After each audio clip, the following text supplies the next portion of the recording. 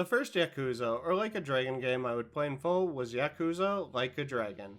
You know, the game which used both its Japanese and English titles, in the American version at least, like with a certain other 7th entry in a video game series. Yet it was Zero that got me to audibly exclaim, "What the fuck?" for the first time during my third playthrough, aka the one where I finally finished it. It's a not so long story. Granted, these are the only games I've really played in the series, outside of putting around 42 hours into Like a Dragon Ishin, but still.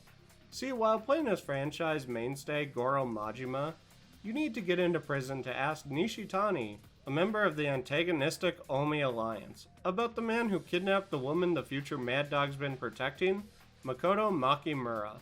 Majima approaches Billiken, a corrupt detective, to do so. The cop invites Goro onto a boat to drink with him, but during the little pleasure cruise, things get weird.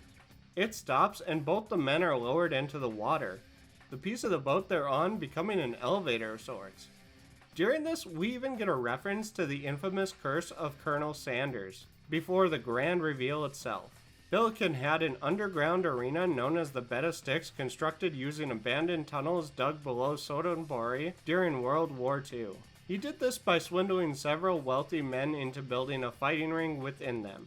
Here, he'd have criminals fight to the death for entertainment under the promise that if they can win 100 battles, they'll be set free. He does this knowing it's almost certainly unachievable. Majima is given a much more realistic goal though. Beat 3 of the killers and Billiken will allow him to see Nishitani. During this whole thing, we learn the detective's reason for creating the Bed of Sticks, and that's to punish men like the one who murdered his daughter. What's most fascinating about this, however, is it's probably one of the most fantastical elements within the world of the franchise. And this is according to my roommate who's played most of, if not all the games multiple times. And yet, it doesn't seem to have any real-world inspiration of any kind.